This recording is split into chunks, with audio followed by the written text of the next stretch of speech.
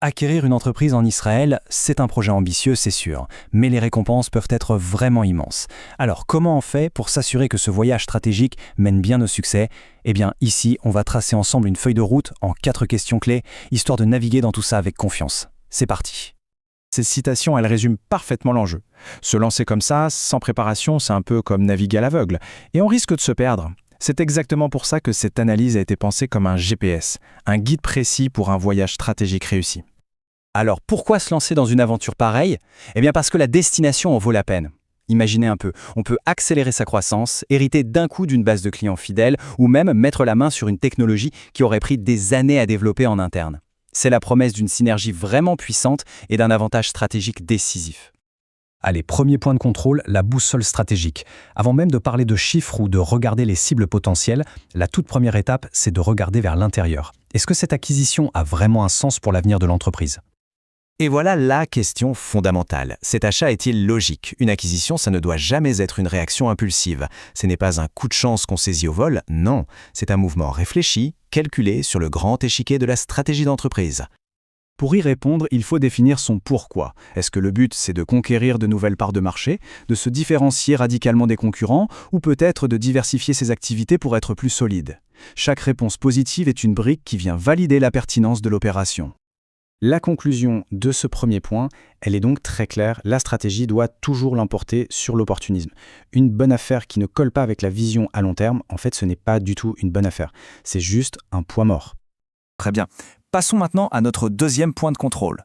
Une fois la logique stratégique validée, il est temps de faire un bilan interne. L'idée, c'est un peu de s'assurer que sa propre maison est en ordre avant d'y accueillir de nouveaux habitants. La question a l'air simple comme ça. Mais la réponse, elle, est incroyablement complexe. Être prêt, ce n'est pas seulement une question d'argent. C'est une question de capacité réelle, opérationnelle et humaine à absorber un choc de croissance et un changement aussi majeur.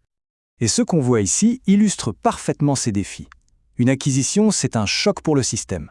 Il faut être prêt à gérer plein de nouveaux clients, à intégrer des équipes qui ont des cultures différentes, à fusionner des systèmes informatiques et à repenser toute l'organisation.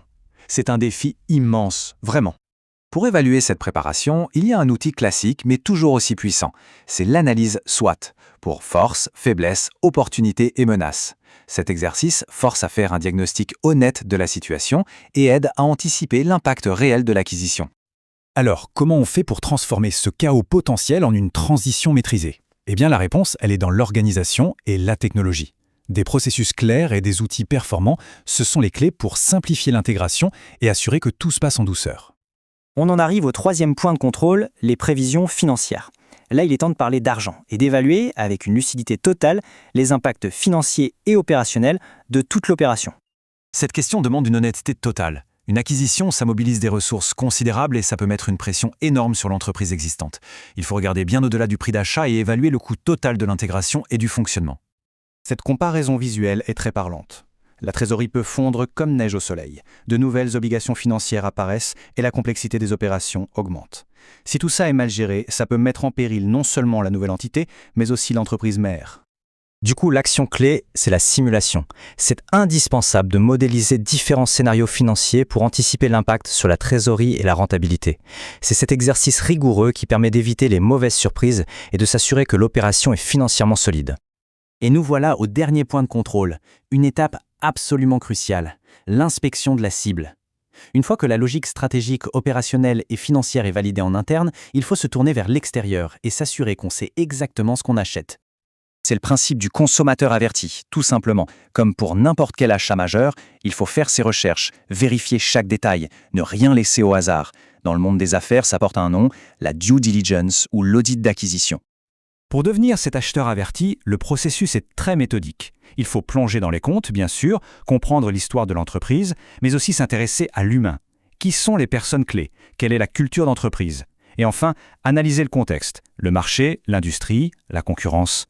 Le conseil ultime ici, c'est peut-être de ne pas avoir peur de poser les questions qui fâchent. Comprendre les vraies raisons de la vente, c'est fondamental. Est-ce un départ à la retraite ou est-ce qu'il y a des problèmes cachés? Et au-delà des profits d'aujourd'hui, quelle sera la valeur à long terme de cet actif?